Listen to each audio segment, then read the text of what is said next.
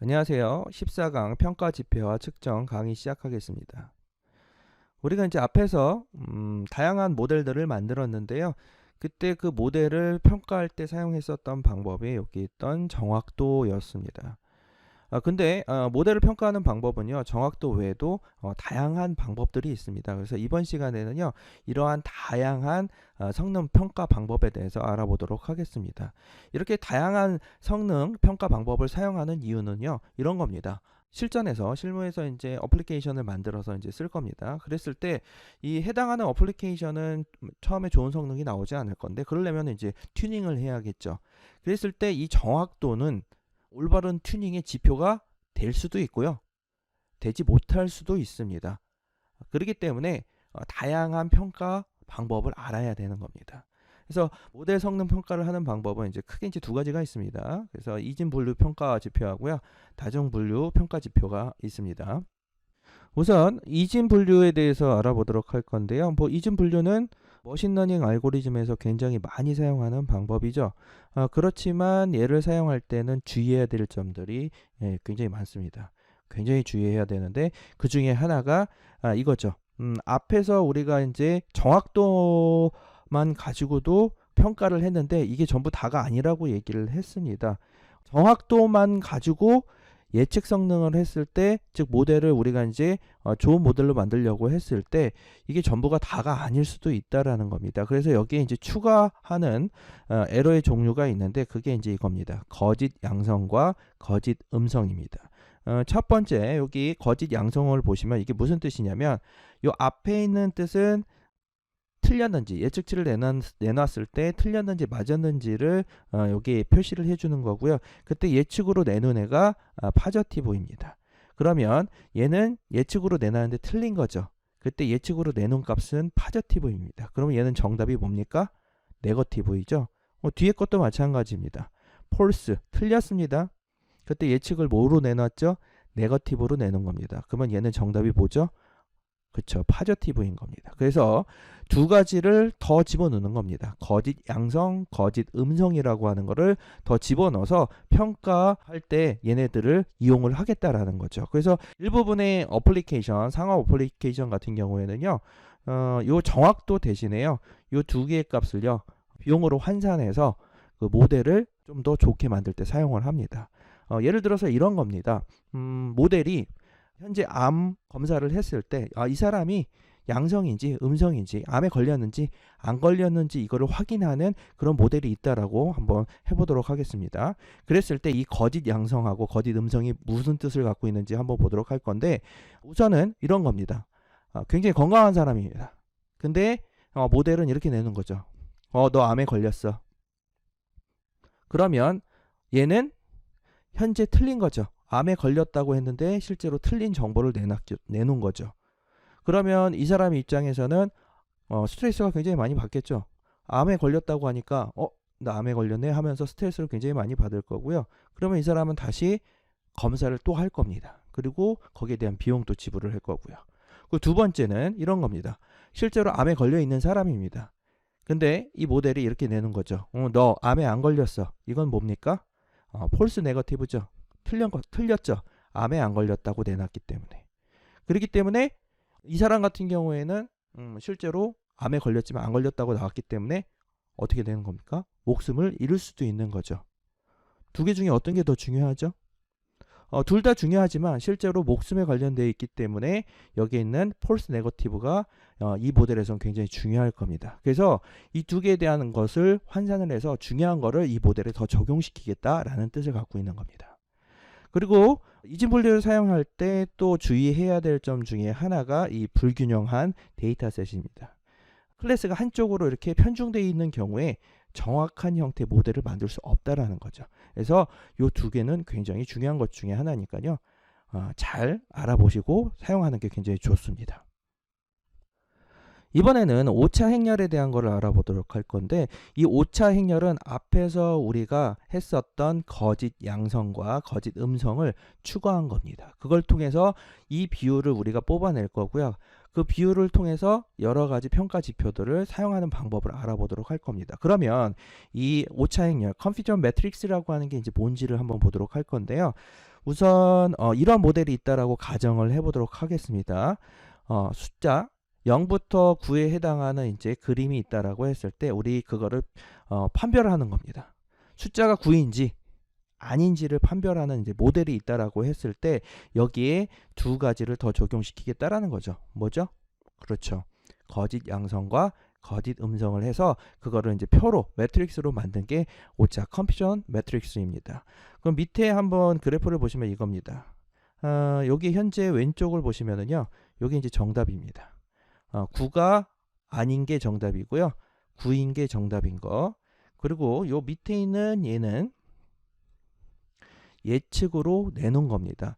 이랬을 때 여기는 9가 정답이 아니죠. 근데 9가 정답이 아닌 거로 예측을 했을 때 맞힌 겁니다.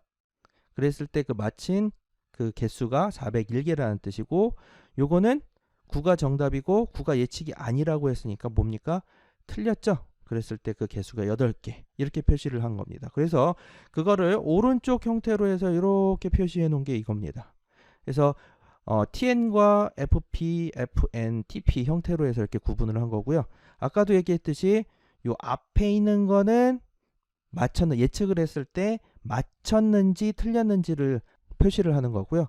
요 뒤에 있는 거는 대답을 내놓은 겁니다. 즉 얘는 뭡니까? 맞췄죠. 이랬을 때 9가 정답이 아닌 음성으로 내놨을 때 맞췄다라는 뜻입니다. 그럼 얘는 뭡니까? 맞췄죠. 양성으로 내놨을 때 정답을 맞힌 겁니다.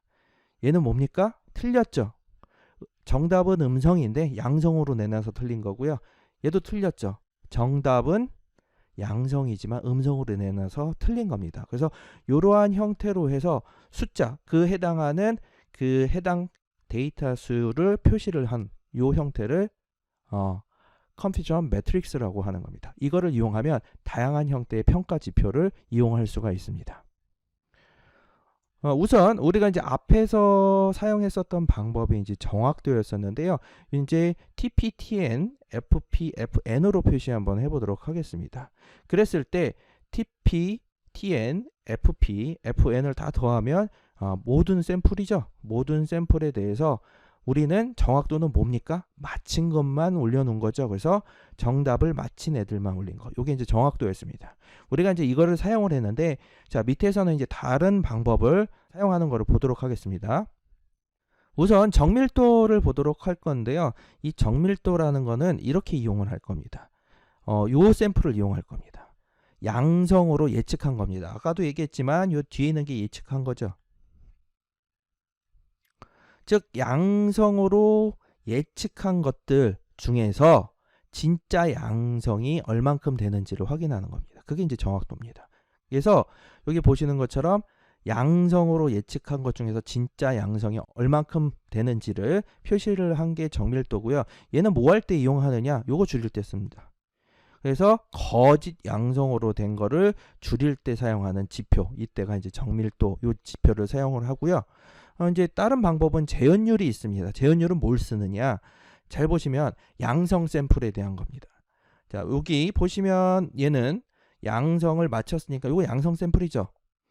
자, 근데 이거 틀렸습니까? 음성으로 내놨는데 틀렸다라고 하는 거는 얘는 정답이 뭐죠? 양성이죠. 이 두 개를 더하면 뭐가 됩니까? 그렇죠. 전체 양성 샘플이 되는 겁니다. 그래서 이 재현율이라고 하는 거는 전체 양성 샘플에서 양성 샘플로 분류한 게 얼만큼 되는지를 확인하는 겁니다. 실제로 맞힌 게 얼만큼 되는지. 그때 그래서 이렇게 표시하는 겁니다. TP와 FN을 더해서 더한 값을 가지고 TP를 나눠주는 거죠. 그래서 얘를 보통 이제 민감도, 적중률 이렇게도 얘기를 합니다. 얘는 뭐 할 때 쓰냐? 요거 피할 때 쓰는 겁니다. 그래서 거짓 음성을 피하고자 했을 때, 아까 우리가 암 환자 했을 때 중요한 게 뭡니까? 거짓 음성으로 나온 게 가장 문제가 됐었죠. 그랬을 때 거기에 지표로 사용하면 더 좋은 모델을 만들 수 있다라는 겁니다. 자, 그리고 이제 F점수라고 하는 게 있는데, F스코어라고 하는 게 있는데, 이거는 뭘 쓰냐면요, 위에 있는 요 정밀도와 그 다음에 요 재현율을 사용을 하는 겁니다. 그래서 요거를 같이 고려를 해서 지표를 만드는 겁니다. 그래서 보시는 것처럼, 정밀도하고 재현율을 곱해주고요. 그 다음에 정밀도하고 재현율을 더해준 걸 가지고 나눠줍니다. 거기다가 2를 곱해주고요. 얘는 언제 사용하냐면은 요때 씁니다. 불균형한 이진 분류 데이터셋을 사용할 때 정확도보다 얘가 좀 더 좋은 지표가 될 수가 있다라는 겁니다. 그럼 코드를 통해서요. 여기에서 봤었던 오차 행렬을 통해서 여러 가지 쓰는 평가 지표에 대한 것들을 이제 추출하는 방법을 한번 확인해 보도록 하겠습니다. 자, 그럼 여기 코드를 한번 들여다보도록 할 건데요. 자, 우리가 이제 앞서 본 것처럼요. 자, 우선은 이제 데이터는 디짓 데이터를 사용을 할 거고 숫자 데이터를 사용할 거예요. 얘는 0부터 9까지 되어져 있는 데이터인데 정답도 0부터 9까지 원래는 돼 있어요. 자, 근데 이제 우리가 여기에서는 단순하게 이제 로지스틱한 형태로 이제 보기 위해서 y 값을 바꾸죠. 즉 숫자 9인 경우는 true, 그렇지 않은 경우에는 false. 그래서 단순하게 이 모델을 들어온 데이터가 9인지 아닌지를 이제 판별하는 형태의 이제 모델을 학습을 시킬 거예요. 그래서 데이터 나눠주고 그 다음에 사용한 모델은 로지스틱 리그레이션 모델을 사용을 했습니다. 그리고 이제 걔를 통해서 테스트 데이터를 집어넣어줬을 때 거기서 나오는 프리딕한 값을 통해서 자 accuracy를 찍죠. 보통은 이제 정확도에 해당하는 것만 이렇게 이제 찍어서 이제 사용을 하게 되는데, 자, 근데 또 다른 성능 평가 지표를 사용하고 싶을 때 우리가 이제 앞서서 얘기했었던 정밀도, 뭐 재현율 이런 것들은 이제 사용하고 싶은 거예요. 그랬을 때는 무엇을 쓰시면 되냐면은 바로 여기에 있는 클래시피케이션 레프트라고 하는 거를 사용을 해주시면 됩니다. 얘를 임포트해 오시면 되고요. 이랬을 때 얘한테 y에 대한 테스트, 즉 정답에 대한 걸 집어넣고 프리딕으로 나온 값, 그리고 이때 이제 레이블 값을 넣어줍니다. 자, 9가 아닐 때, 9일 때, 즉 정답이 9가 아닐 때와 9일 때를 집어넣어주면 자, 이걸 가지고 해당하는 결과를 리턴을 시켜줍니다. 보시면은 이렇게 나오죠. 결과가 나오는데 우선 이제 하나씩 이제 들여다 보자면은 요거예요. 얘가 정밀도고요. 자, 얘가 재현율입니다. 자, 얘가 그리고 F1 점수고요.